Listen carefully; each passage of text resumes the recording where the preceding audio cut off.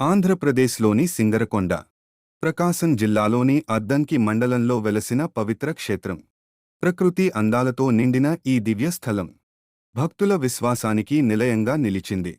అద్దంకి నుండి కేవలం 6 కిలోమీటర్లు దూరంలో 670 ఎకరాల విస్తీర్ణంలో ఉన్న భవనాసి చెరువు ఒడ్డున ఈ పవిత్ర కొండ భక్తులను ఆహ్వానిస్తుంది. మొదట్లో సింగనకొండగా పిలవబడిన ఈ క్షేత్రం ఇప్పుడు సింగరకొండగా ప్రసిద్ధి చెందింది. ఇక్కడ 2 ప్రధాన స్థల పురాణం ప్రకారం సీతమ్మ తల్లిని వెతుకుతూ దక్షిణ దిశగా వెళ్తున్న ఆంజనేయుడు ఇక్కడ కొంతసేపు విశ్రాంతి తీసుకున్నాడని విశ్వాసం.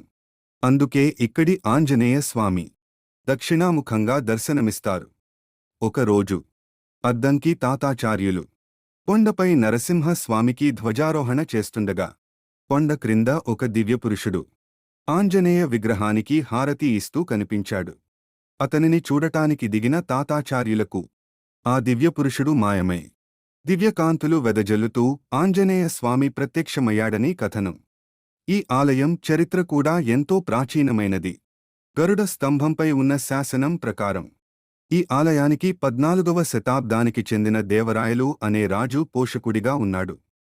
ఇక్కడ ప్రతి మంగళవారం, శనివారం విశేష పూజలు జరుగుతాయి.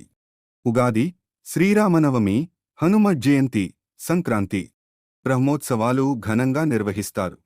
ప్రత్యేకంగా 1,00,000 తమలపాకుల పూజ, 1,00,00,000 తమలపాకుల పూజ భక్తులను మంత్రముగ్ధులను చేస్తాయి. మే 2017న ప్రారంభమైన నిత్యాన్నదానం ప్రతిరోజు భక్తులకు అన్నప్రసాదాన్ని అందిస్తోంది. మంగళవారం, శనివారం రోజుల్లో వందలాది మంది భక్తులు ఈ సేవను పొందుతున్నారు. ఇక్కడికి చేరుకోవడం సులభం.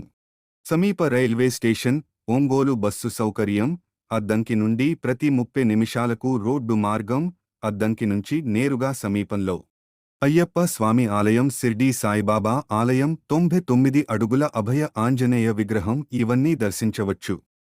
కొండపైకి ఎక్కి నరసింహ స్వామి దర్శనం చేసుకుంటే భయాలు తొలగిపోతాయి, కష్టాలు దూరమవుతాయి. ఆంజనేయ స్వామి ఆశీస్సులతో జీవితం ధైర్యంగా ముందుకు సాగుతుంది. మీరు కూడా ఒకసారి ఈ సింగరకొండను సందర్శించి దైవానుభూతిని పొందండి. ఓం నరసింహాయ నమః. జై ఆంజనేయ స్వామి.